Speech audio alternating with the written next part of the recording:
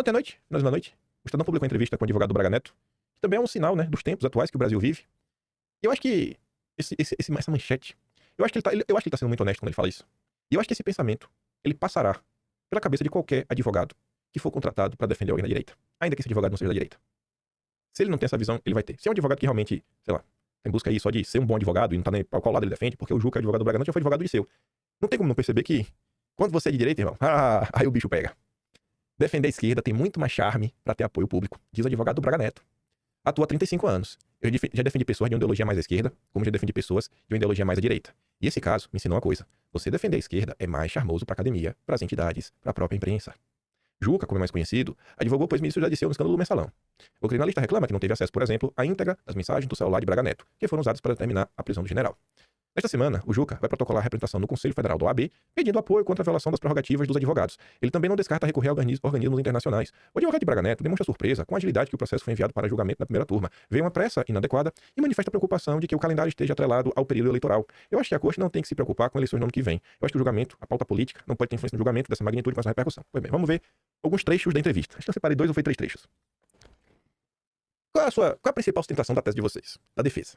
Aí ele começa lá, não, porque eu gosto muito do judiciário, do Supremo, ao respeito, trabalhei 35 anos, blá blá blá. Enfim, primeiro ponto que falamos, nossa defesa, é exatamente o cerceamento ao direito de defesa.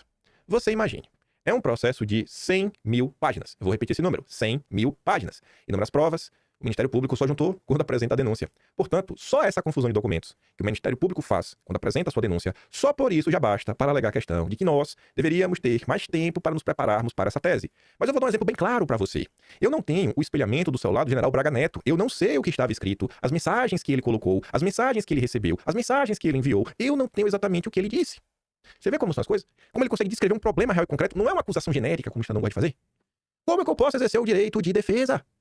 Como que eu posso usar o telefone dele, as provas dele em seu favor, se isso me for negado? Como eu posso as provas que ele tem para defender se eu não tenho? Eu não tenho. Talvez ele tenha alguma mensagem que o defende, que bota tudo por água, mas eu não tenho acesso.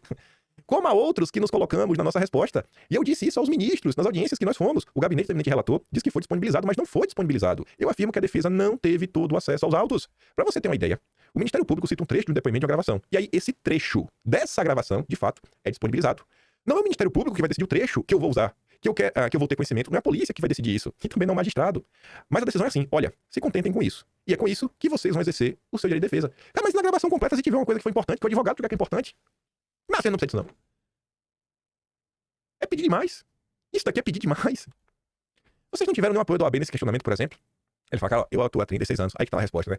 Já defendi esquerda, né? Mas direita também, mas defender a esquerda, é charmoso pra academia, entidades, imprensa. Tem muito mais charme. Eu não vi até agora, pra valer, uma manifestação clara da academia. Eu não vi uma manifestação clara da advocacia. Eu vi uma manifestação clara, sabe de quem?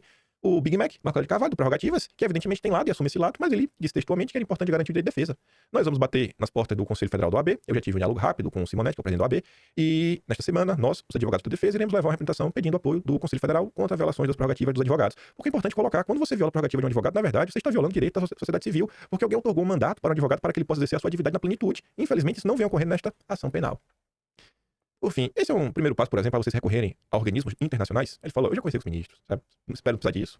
Eu disse em um diálogo com os ministros, eu falei assim, ó, eu só preciso ter o direito de defesa. Eu só preciso que meu cliente responda a esse processo em liberdade, que é regra. Nós não podemos admitir atropelos. Evidentemente que um julgamento rápido deveria ser regra nesse país, mas ele não pode ter atropelos. Veja o seguinte, nós juntamos a nossa defesa sexta-feira, por volta das 19 horas. 2 dias úteis depois, o Ministério Público devolve o processo, tendo analisado as 1000 páginas da defesa. 1000 páginas. O Ministério Público, super Ministério Público técnico, em 2 dias úteis. No mesmo dia que a PGR apresenta a manifestação a respeito dessas 1000 páginas, o relator já manda para o presidente da primeira turma que já marca o julgamento.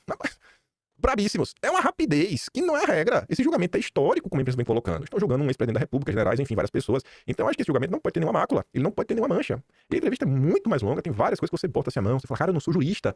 Mas esse advogado, ele está despertando em mim um questionamento que eu estou me questionando. Não sei se é bom me questionar, mas o Juca está fazendo com que eu me questione. Dá uma olhada lá depois. Mas vamos lá.